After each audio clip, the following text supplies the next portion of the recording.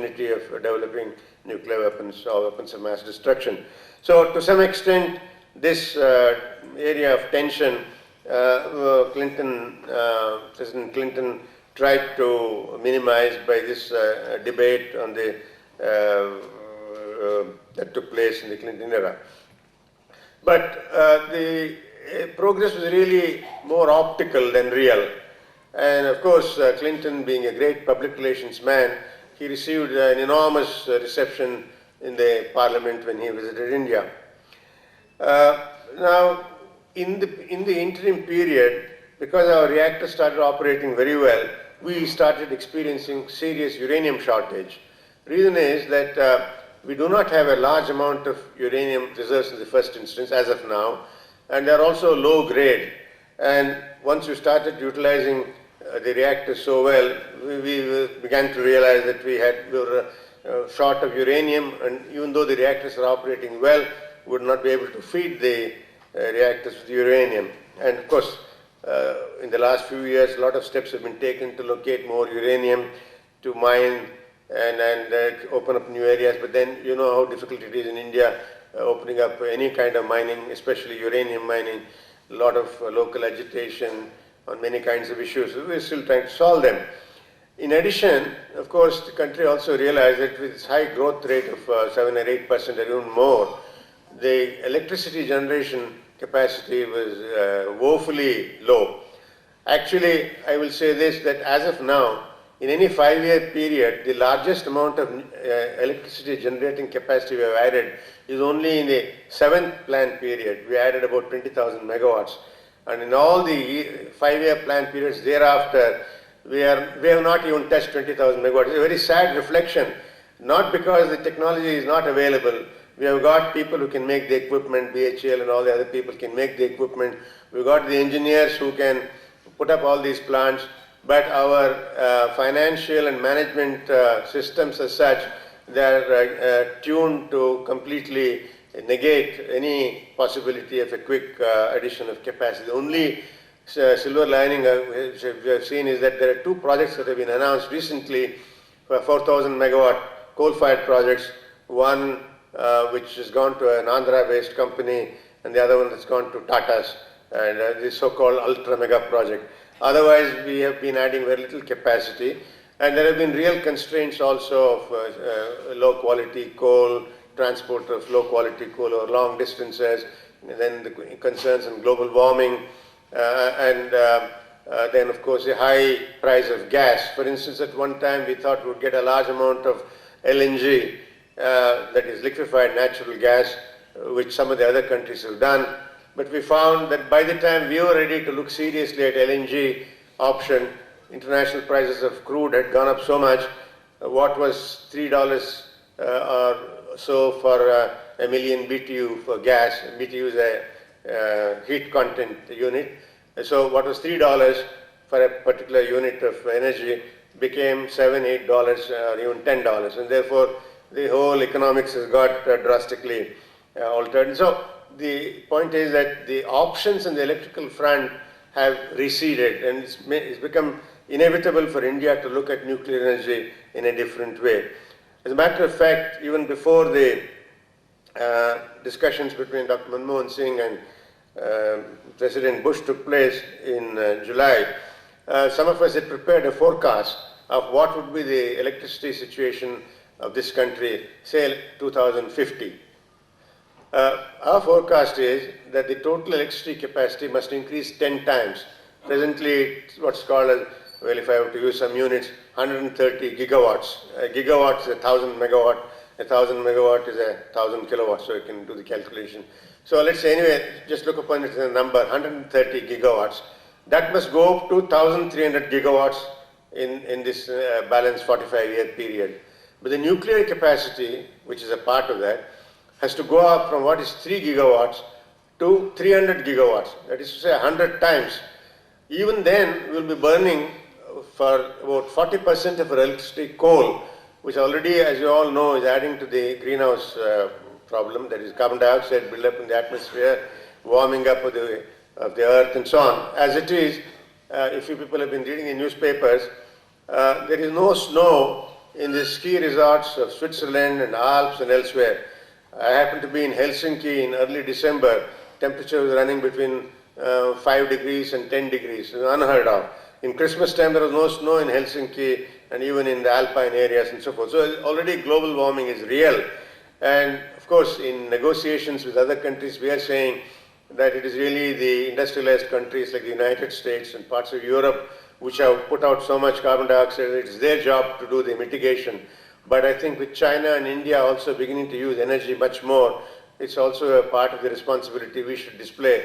Otherwise the entire world will see changes that will be destructive of all that we cherish everywhere in the world.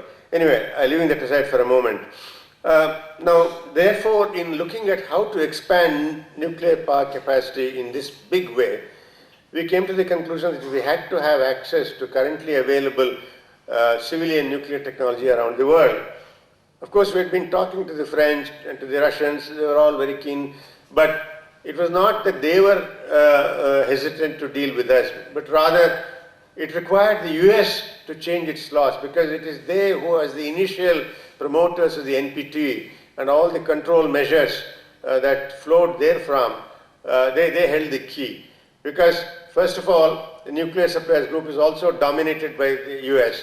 And unless the Americans really take the leadership and say, no, you can change the rules of the game will remain the same as it was frozen.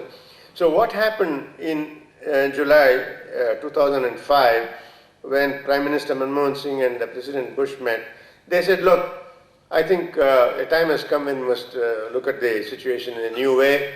The Americans said, yes, we accept that you cannot now dismantle your nuclear weapons, that you have a strategic program, but we know that you are a responsible nation with advanced nuclear technology. That's the very word that's been used in the July 18th agreement, that India was recognized as a responsible state with advanced nuclear technology, like the United States.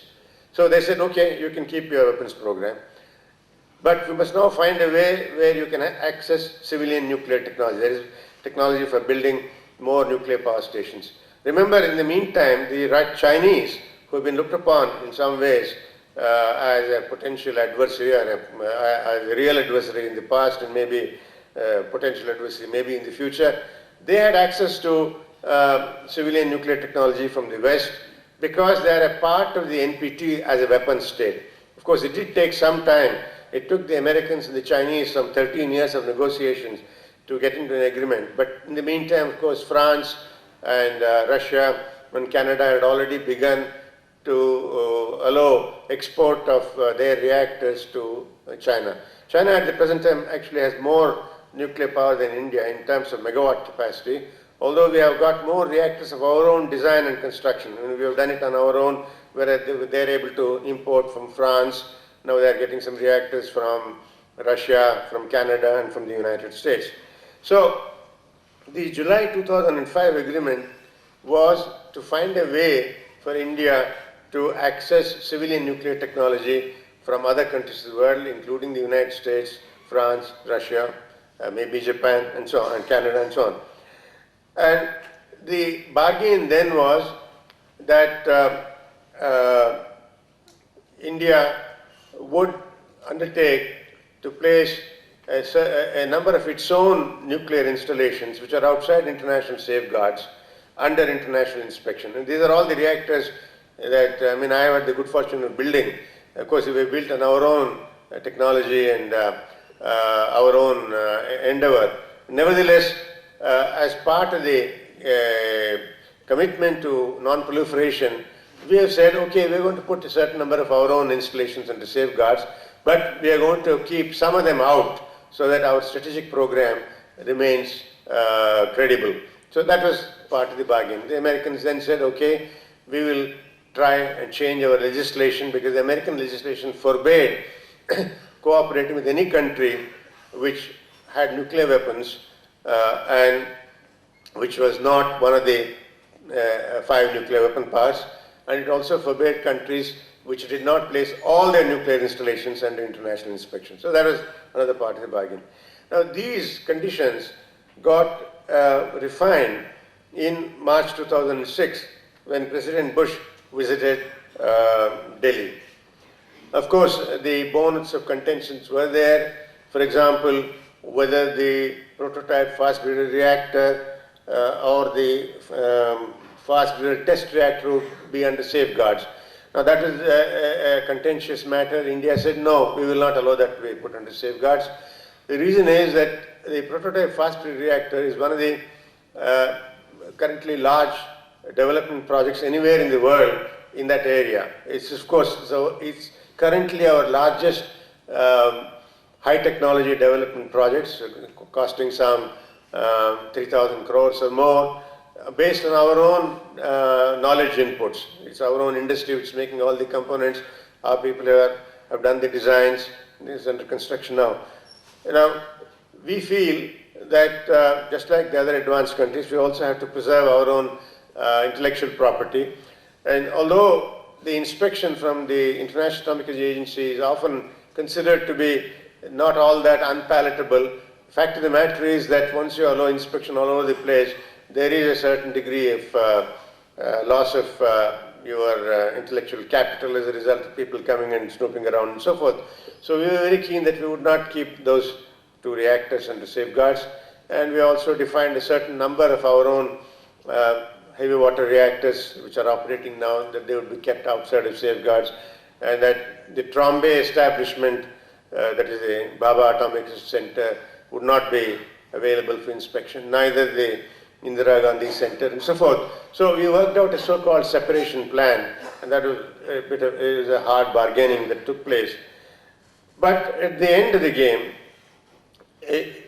there was certainly a great desire on the part of President Bush personally and also of Condoleezza Rice to come to some terms with India. And of course, that was also reflected by the desire of Dr. M.R Sreenivasan and the people on the Indian side that we should somehow find a way out.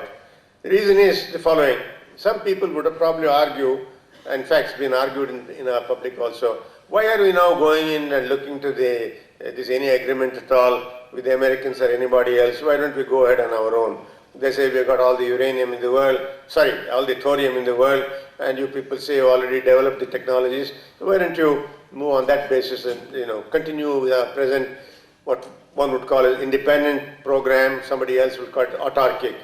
The problem is, as we move ahead in the technology development process, it's increasingly becoming an international endeavor. You take a look at any of the other technologies, whether it is electronic, computer, aircraft or whatever.